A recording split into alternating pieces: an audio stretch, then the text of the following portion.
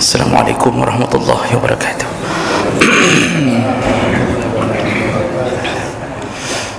Alhamdulillahirabbil alamin. Wa bihi nasta'in ala umuri dunya waddin. Asyhadu an la ilaha illallah wahdahu la syarika lah. Wa asyhadu anna Muhammadan 'abduhu wa rasuluhul karim. Allahumma shalli wa sallim ala nabiyyina wa sayyidina Muhammadin wa ala alihi wa ashabihi ajma'in, amma ba'd. Rabbi shrah li sadri wa yassir li amri wahlul 'uqdatam min lisani yafqahu qawli. Segala puji bagi Allah, kemudian salawat dan salam kepada Rasulullah, pada keluarga dan seluruh sahabat-sahabatnya. Ya Allah, muliakan insyaAllah jamaah salat subuh, bapak-bapak dan ibu-ibu yang telah berhadir, dan semoga kehadiran kita tercatat di sisi Allah Subhanahu wa ta'ala. Baik Bapak Ibu, maka Allah, di minggu yang lalu kita telah membicarakan seputar hal yang sunnah ketika melakukan kurban, sekedar hanya resume ulang.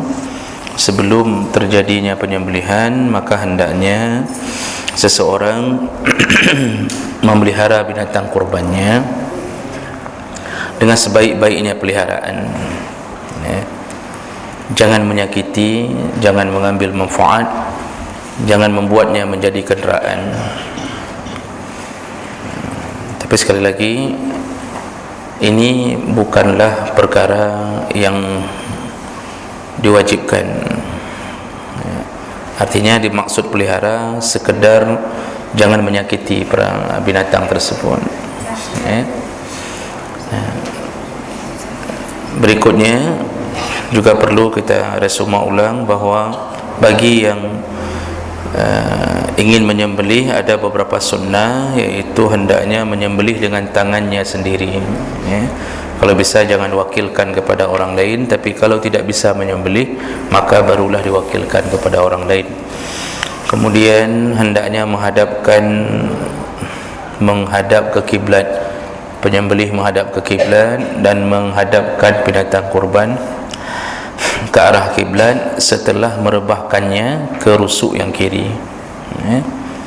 Nah, kemudian barulah penyembelih berdoa, Allahumma minka walaka salati wa nusuki wa mahyaya wa mati lillahi rabbil alamin la syarika lahu wa bizalika umirtu wa ana minal muslimin.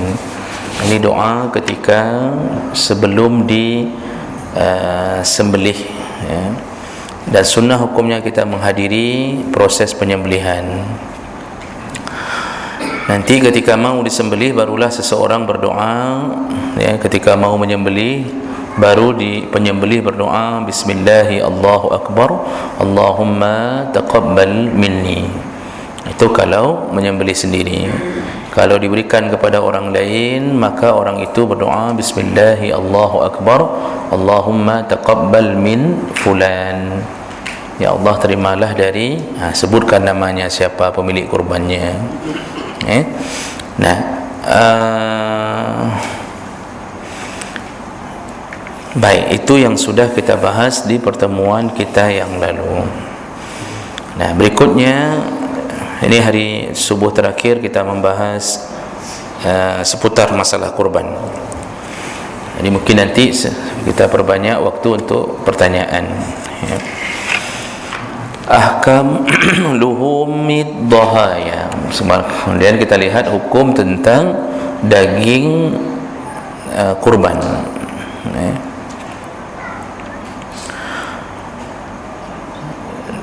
Daging kurban itu ada dua model tipe, jenis. Ada yang daging sembelihan kurban wajib. Jadi ada kurban yang wajib, ada kurban yang sunnah. Kalau kurban wajib, maka seseorang tidak dibolehkan untuk memakan dari daging kurbannya sendiri kalau kurban itu kurban wajib. Nah, mana yang disebut dengan kurban wajib, yaitu kurban yang telah dinazarkan atau ditakyinkan, seperti yang kita sebutkan, dinazarkan. Jadi dia mengatakan kalau saya lulus maka saya akan berkurban. Itu kurban itu menjadi kurban wajib. Atau ditakyinkan, ditentukan binatang kurban. Contoh seseorang memelihara beberapa binatang kurban, lalu dia mentakyinkannya, menentukan binatang kurban tertentu. Seperti dia mengatakan ini yang untuk saya kurbankan. Dia menentukan binatang tertentu, maka di dalam mazhab pun itu disebut kurban wajib. Jadi posisinya seperti menazarkan bahawa harus kambing itu yang dikurbankan. Nah, ini kalau sudah model begini, maka kurban tersebut tidak boleh dimakan. Kepada siapa? Kepada orang yang mengurbankan dan man talzamuhu nafaqatuhu, dan orang yang wajib nafkah ke atas orang berkurban tersebut juga tidak boleh makan. Jadi enggak boleh makan ke orang yang pemilik kurban, juga kepada orang yang wajib nafkah kepada orang itu. Jadi ke isteri pun enggak boleh, anak pun enggak boleh. Kalau masih punya orang tua, orang tua termasuk wajib nafkah kepada anak. Artinya anak wajib menafkahi orang tua, maka orang tua pun enggak boleh memakan dari daging kurban wajib. Jadi apa yang harus dilakukan? Wa yatasaddaq bi jami'iha wujuban. Wajib semuanya disedekahkan. Wajib semuanya disedekahkan. Nah, kalau seandainya binatang kurban itu kebetulan punya anak, maka disembelih bersama ibunya. Nah, jadi disembelih bersama ibunya. Kalaupun tidak disembelih bersama ibunya karena terlalu mungkin sayang, terlalu kecil, boleh dijual. Hasil jual harus diberikan kepada orang lain atau fakir miskin. Nah, ini kalau kurbannya kurban wajib.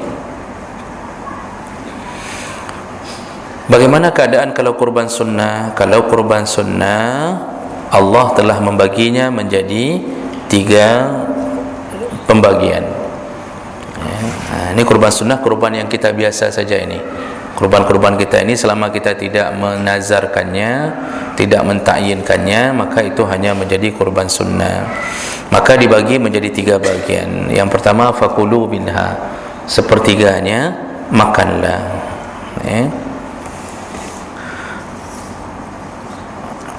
Jadi disuruh makan ini berarti makan itu sunnah. Memakan daging kurban sunnah. Nah, kemudian nanti timbul pertanyaan, bagaimana seandainya sudah tidak tahu lagi yang mana kurban kita, karena kita kasihnya ke panitia. Jadi waktu disembelih, dagingnya ditumpuk-tumpuk, dicampur-campur, sehingga tidak tahu lagi yang mana daging kurban kita. Keadaannya memang tidak mungkin lagi dipisahkan, maka kita tetap dianggap memakan daging kurban sendiri, walaupun kita tidak tahu lagi yang mana daging tersebut karena sudah dicampur-campur, tapi tetap dianggap. Nah, cuma berbeda sedikit kalau ada orang yang menyembelih kambing. Ini kan sepertiga disuruh ambil, suruh makan. Dia menyembelih kambing, lalu bolehkah dia tidak memakan dari daging kurbannya, tapi dia malah mengambil sapi, mengambil lembu? Misal di Menasah ada 10 lembu, 20 kambing. Kan Allah mengatakan fakulu minha, makanlah minha, dari binatang kurbanmu. Ini kita sembelih kambing, tapi yang kita makan, yang kita ambil bahagian orang lain, bahagian lembu. Nah, ini sebenarnya tidak dibolehkan, tapi hukum tidak dibolehkan tidak sampai haram, hanya makruh. Karena tadi hukum dasar sunnah memakan. Nah, artinya tidak makan pun tidak mengapa, cuma kehilangan sunnah. Nah, tapi mengambil kurban orang lain sehingga tidak menyentuh sama sekali kurban kita, sedangkan kita kurbankan jenisnya kambing, lalu kita ambil malah lembu dari milik orang lain, ini hanya sifatnya makruh saja. Karena yang terbaik adalah minha, ambil dari binatang kurbanmu sendiri, makan binatang kurbanmu sendiri. Nah, ini kadang-kadang sering kejadian, koh kambing, pajuh lemah. Tapi kalau yang diberikan setelah milik kita tidak mengapa. Jatah kita satu plastik dari kambing, lalu kemudian dapat lagi dari orang lain, dari teman yang lain dapat satu plastik lagi lembu. Nah, itu tidak mengapa. Yang penting ada yang jenis yang kita kurbankan. Tapi walaupun kita nggak tahu lagi yang mana daging itu sudah dicampur-campur, tapi usahakan dari jenis yang kita kurbankan. Masih diingat Bapak Ibu bahwa dalam mazhab Syafi'i lebih utama lembu daripada kambing. Dalam mazhab Syafi'i dan Hambali lebih utama menyembelih lembu daripada kambing. Unta lebih utama daripada sapi. Sapi lebih utama daripada kambing. Nah, itu dalam ijtihadnya mazhab Syafi'i dan Hambali. Sedangkan dari Imam Malik lebih utama kambing daripada sapi, lebih utama sapi daripada unta. Jadi itu perbedaan sedikit dalam melihat mana yang lebih afdal. Ini sekali sedang teringat juga, jangan lupa kita sudah pernah bahas warna kambing pun itu dibicarakan, ya. Warna binatang kurban yang lebih utama pun dibahas dalam kitab berdasarkan kebiasaan Nabi. Yang paling bagus adalah warna amlah atau abyad, putih, di bawahnya kuning. Kemudian kalau tidak ada baru cari yang putih kekuning-kuningan.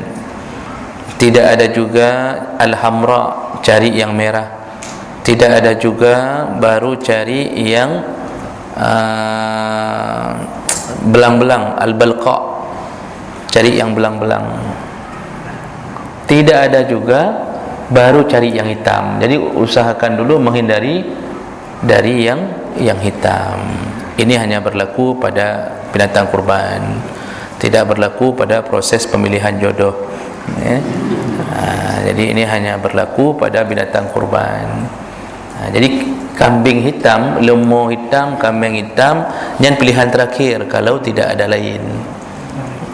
Jadi usahakan dulu Bapak, kalau bisa cari yang putih. Kesulit mendapatkan yang putih, maka baru ke warna berikutnya. Kenapa begitu dibicarakan dalam kitab? Karena kebiasaan Nabi waktu memilih binatang kurban, Nabi dhaha bikabsyain amlahain. Nabi itu selalu berkurban dengan dua kibas yang amlah. Amlah itu abyad, yang putih. Jadi cari dulu yang putih kalau ada. Pokoknya dari yang putih jangan langsung beralih ke yang hitam. Cari dulu yang warna berikut yang ke bawah, baru terakhir pilihannya hitam. Baik. Nah, daging binatang kurban yang sunnah, ya, binatang kurban yang sunnah itu dimakan oleh pemiliknya, disimpan, dibolehkan disimpan sampai berapa hari, tidak ada batasan, ya. Juga yang kedua, sepertiga yang kedua itu hendaknya diberikan kepada yang tidak membutuhkan sebagai hadiah. Jadi sepertiga pertama makan, sepertiga kedua hadiah, sepertiga yang terakhir sedekah. Begitu cara pembagian daging kurban. Nah,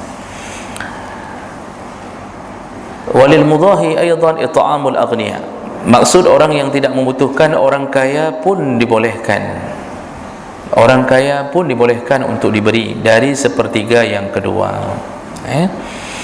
Nah, berikutnya yang terakhir baru diberikan kepada fakir miskin. Oh, kalau semuanya mau diberikan ke fakir miskin, dibolehkan, tidak mengapa. Lalu yang diharamkan dari binatang kurban ini adalah menjual kulit daripada binatang kurban. Jadi sebenarnya bukan kulit saja, cuma karena kulit yang paling banyak dibicarakan. Haram hukumnya. Wa yuhramu bai'u jildil udhiyah. Haram hukumnya menjual kulit dari binatang kurban. Wa syahmuha, lemak-lemaknya haram. Jadi kita mau buat, jadi pemilik kurban menjual lemaknya kepada siapa misalnya, tidak dibolehkan. Wa lahmuha, haram juga menjual dagingnya. Wa ra'suha, haram menjual kepalanya, kepala kambing haram dijual. Wa sawfuha, bulu-bulunya atau wolnya. Wa sya'ruha, dan semua bulu di tubuhnya. Wa labanuha, juga susunya. Ini semuanya haram untuk dijual. Tapi kalau dimanfaatkan oleh pemilik, boleh. Kulit mau dijadikan sebagai perhiasan oleh pemilik, diambil kulit, diminta, boleh. Oh, mau dijadikan sebagai alas kaki, dibolehkan. Dibolehkan. Kenapa? Dulu Aisyah pernah, anna Aisyah radhiyallahu anha ittakhazat min jildi udhiyatiha saqaan. Aisyah pernah mengambil kulit dari binatang kurbannya untuk dijadikan tempat air minum. Orang dulu kan kalau melakukan safar itu ghirbah namanya. Ghirbah itu dibuat dari kulit untuk diisi air minum. Dibolehkan. Ternyata Aisyah itu mengambil kulitnya. Jadi yang tidak boleh apa? Yang tidak boleh menjualnya. Lalu kalau dijual, uang hasil penjualan dimasukkan ke dalam amplop, diberikan kembali kepada fakir miskin, dibolehkan. Yang penting jangan ambil hasil jualan untuk manfaat sendiri. Jual kulit, berapa harga kulit? Dapat 100 ribu.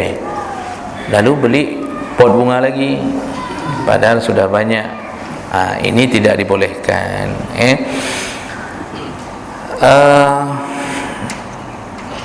Rasulullah berkata, man ba'a jilda udhiyatihi fala udhiyata lahu. Barang siapa yang menjual kulit binatang kurbannya, maka tidak dianggap berkurban. Yang menjual kulit binatang kurbannya tidak dianggap berkurban, tidak ada pahala kurbannya. Nah, wala yajuzu i'ta'ul jazzar aw zabih jildaha syai'an minha ka ujratin lizabhi. Tidak boleh memberikan kulit itu kepada orang yang menyembelih, tukang jagal. Tidak boleh memberikan kulit itu kepada tukang jagal kalau diniatkan sebagai ongkos menjagal. Tidak boleh kalau diniatkan sebagai ongkos. Kenapa? Ali radhiyallahu anhu berkata, amarani Rasulullah an aquma ala budnihi. Aku pernah disuruh oleh Rasulullah untuk menyembelih kurban Rasulullah. Wa an uqsima juludaha, dan aku disuruh untuk membagikan seluruh kulit-kulit binatang tersebut. Wa an la yu'til jazir syai'an minha, dan tidak boleh, aku diberitahu oleh Rasulullah tidak boleh memberikan kepada penjagal apapun dari kulit tersebut sebagai pengganti ongkos. Jadi ongkos harus kasih sempurna. Kalau mau kasih kepada penjagal dibolehkan, tapi niatnya bukan ongkos. Di sini disebutkan fa in a'tal jazzar syai'an minal udhiyah li faqrihi. Kalau ingin memberikan kepada tukang potong, tukang sembelih, sesuatu dari binatang kurban karena fakirnya tukang sembelih. Jadi kerana tukang sembelih pun termasuk golongan miskin, au ala sabilil hadiyah, atau karena ingin memberi hadiah pada tumpuk yang sepertiga yang kedua, fala ba'sa, maka tidak mengapa. Yang tidak boleh memotong dari ongkos menjagal. Jadi ongkos jagal berapa? 150,000. Lalu kita kasih kulit, kita bilangnya nekoh je apa? Berarti tinggal padum nyo kulit 50,000, kita bilang 50,000 ni berarti serta tu lembayar ke? Ini tidak boleh. Mau kasih sebagai hadiah atau sebagai sedekah kepada penjagal. Ini panitia boleh tidak jual? Kalau panitia diberikan oleh pemilik kurban, maka itu suka-suka panitia, karena berarti pemilik kurban sudah mengambil posisi dari sepertiga yang kedua untuk hadiah. Misal pemilik kurban sepakat nyo kulit kahek kerja panitia enggak ada ongkos, yang ada ongkos cuma tukang jagal. Panitia akan bekerja lillahi ta'ala itu. Lalu sepakat pemilik kurban mengatakan, ini kita kasih hadiah ke panitia. Kulit kumpulkan kasih ke panitia, biar dijadikan sebagai jaket khusus panitia. Untuk tahun depan tulis di kulit itu panitia kurban. Bolehkah? Boleh. Berarti diambil dari sisi hadiah oleh pemilik kurban. Sekali lagi, panitia tidak boleh juga menjual kulit selama tidak ada izin dari pemilik kurban. Kalau dijual, ambil, bagikan ke dalam amplop kembali kepada fakir miskin.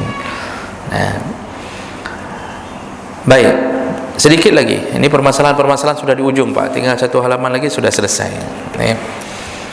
Berikutnya, kita ulang kembali untuk menguatkan. Ada orang yang memindahkan kurban dari tempat tinggalnya. Saya bacakan langsung nas dari 4 mazhab. Wa amma naqluha ila baladin akhar, memindahkan kurban ke tempat yang lain atau ke negara yang lain. Faqala al-Hanafiyah, berkata mazhab Hanafi, yukrahu naqluha kazakat min baladin ila baladin illa ayyunqiluha ila qarabatihi au ila qaumin hum ahwaj ilaiha. Makruh hukumnya memindahkan kurban dari tempat dia berdomisili. Arti tempat dia berdomisili, tempat dia tinggal, tempat dia bermukim. Makruh memindahkannya ke tempat lain atau ke negara lain, kecuali dengan 2 alasan. Yang pertama, qarabatihi, ada sanak saudaranya yang membutuhkan. Misal keluarga besar kita, Pak, tinggal di mana, misal tinggal di mana, di negara lain, semua rata-rata miskin saudara kita. Karena sanak saudara ini butuh kurban, kita mengirimkannya ke tempat lain yang jauh berhubungan dengan sanak saudara kita yang miskin-miskin, itu dibolehkan. Atau alasan kedua, qaumun hum ahwaj ilaiha, ada satu kaum lain yang lebih membutuhkan kurban itu daripada tempat kita tinggal. Itu alasan yang dibolehkan memindahkan kurban. Di sini sudah ada 10 lembu. Kita telepon ke kampung, tidak satu pun kambing, tidak satu pun. Kalau kita tidak kurban, orang kampung tidak dapat apa-apa. Di saat itu kita yakin mereka lebih butuh daripada di sini, baru boleh memindahkannya. Tapi pun hukumnya makruh. Karena ditulis di sini, walau naqala ila ghairihim ajza'ahu ma'al karaha. Kalaupun dipaksakan pindah, tetap berlaku hukum makruh. Kecuali, ini dalam mazhab Hanafi dulu nih, kecuali dengan 2 alasan tadi. Kita mau pindahkan, enggak ada 2 alasan tadi, hukumnya makruh, tidak disukai. Wa qala al-Malikiyah, berkata mazhab Malik, wala yajuzu naqluha ila masafati qasrin fa akthar illa an yakuna ahla zalika al-mawdi' ashaddu hajah. Mazhab Malik langsung mengatakan tidak boleh memindahkan kurban. Boleh apabila dipindahkan melebihi jarak boleh salat qasar. boleh solat qasar itu 16 farsakh, 89 km atau 90 km. Enggak boleh memindahkan kurban melebihi 90 km, kecuali alasan tadi juga, ada kaum yang lebih membutuhkan, Jadi kalau enggak ada alasan tadi, jangan lakukan, ya. Nah, menurut mazhab Syafi'i dan Hambali sama, dibolehkan memindahkan kurban liaqalli min masafatil qasar. Mazhab Syafi'i dan Hambali mengatakan boleh memindahkan kurban kalau radiusnya di bawah 90 km. Kalau itu suka-suka, kalau di bawah 90 km suka-suka,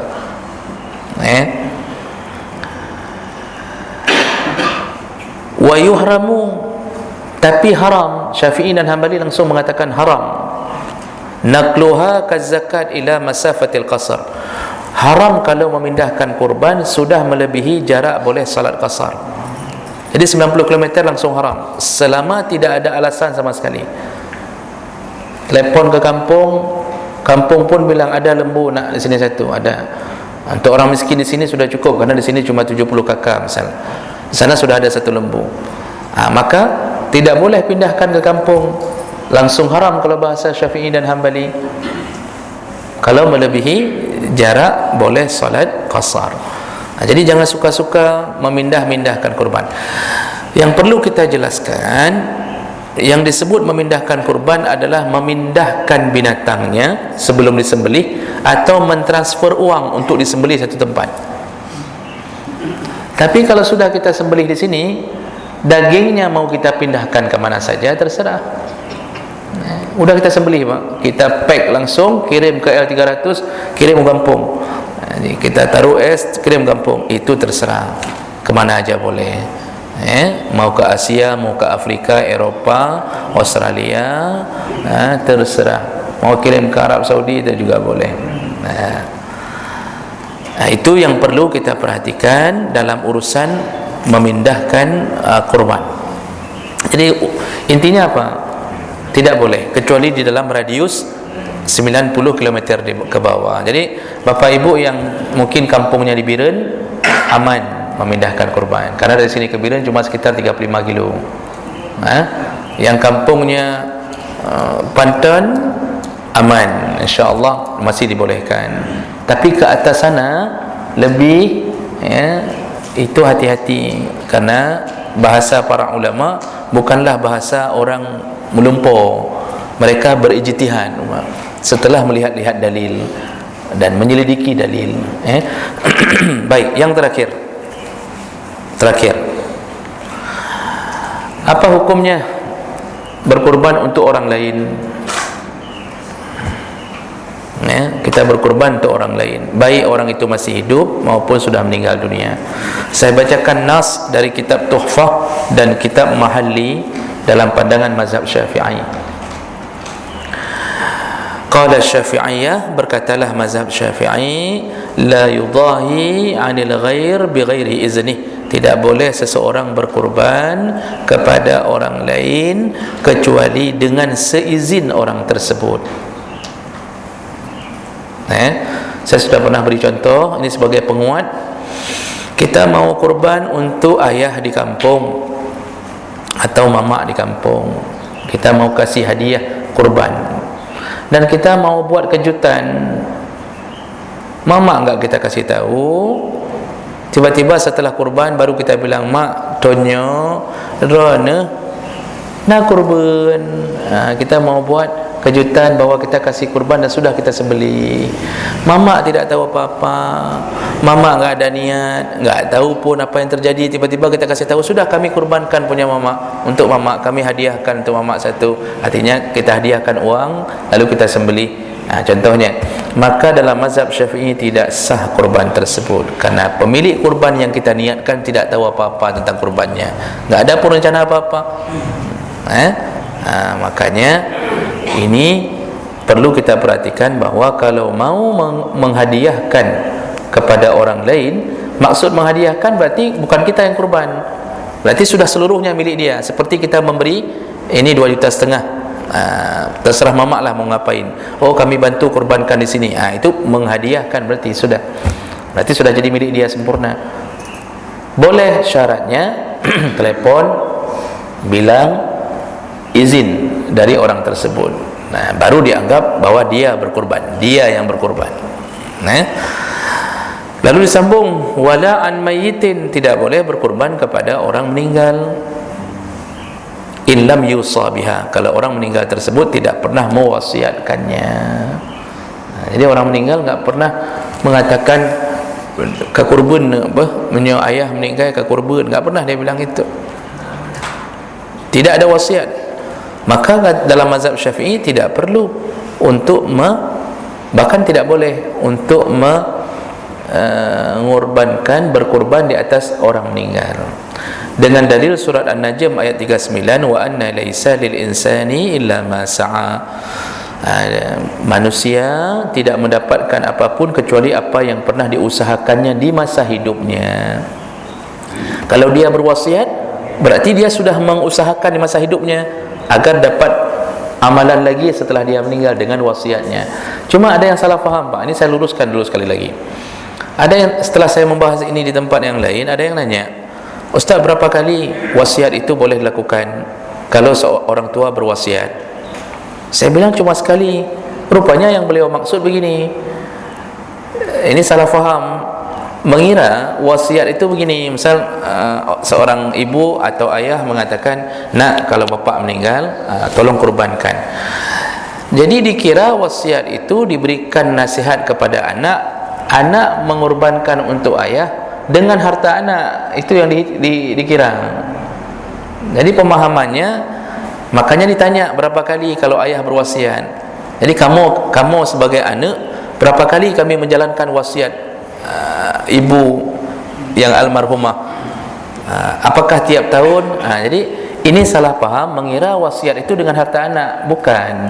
Yang namanya wasiat, kan sudah dibilang sebanyak-banyaknya wasiat sepertiga dari harta. Jadi maksudnya, kalau seorang mau meninggal lalu berwasiat, nak, sepertiga dari harta mamak setiap tahun kamu korbankan berapa cukup? Diambil dari harta si mayat, bukan harta anak. Jadi misal kalau dia punya harta 30 juta setelah meninggal, berarti 10 juta yang hak si mayat untuk dijalankan wasiat kepadanya. Berarti kalau 10 juta bisa nyembeli sampai 4 kali nyembeli, berarti 4 tahun nyembeli. Boleh 4 tahun nyembeli, boleh 4 kambing sekaligus kita ini terserah. Itu berarti dari harta beliau. Setelah harta itu habis, kita sudah selesai wasiat kita, tidak lagi kita jalankan. Jadi bukan dengan harta getanya tapi tip ton untuk mamak karena pernah diwasiatkan. Itu salah faham. Yang namanya wasiat adalah sesuatu yang telah diwanti-wanti atau diamanahkan oleh orang meninggal, eksekusinya setelah meninggal. Jadi kalau enggak ada wasiat, tidak perlu. Tapi kalau dia telah berwasiat, dibolehkan dan pahalanya sampai kepada si mayat. Ini dalam mazhab Syafi'i. Tetapi wajibu at-tasadduq bi jami'iha 'ala al-fuqara. Kurban yang hasil wasiat itu wajib seluruhnya disedekahkan kepada fakir miskin, tidak boleh dimakan oleh penyembelih dan juga tidak boleh dimakan oleh orang yang kaya. Li ta'azzur iznil mayyit fil akal, karena mayat tidak mengizinkan untuk selain pada fakir miskin. Jadi hukum asalnya ke fakir miskin. Makanya kalau mau kasih ke orang kaya atau kasih untuk makan sendiri, seakan-akan ingin kasih tahu dalam mazhab Syafi'i, ni haruslah kaya izin mayat lah. Bagaimana memohon izin dari mayat sedangkan dia sudah tidak ada? Wa qala al-Malikiyah, berkata mazhab Malik, wa kuriha fi'luha an mayyitin, makruh hukumnya berkorban ke atas mayat. Mazhab Malik juga mengatakan sama, makruh. Kalau Syafi'i langsung tidak boleh. Mazhab Malik mengatakan makruh kalau dilakukan kepada si mayat illam yakun ayyanaha qabla mautih, kalau tidak diamanahkan sebelum meninggalnya. Sama berarti.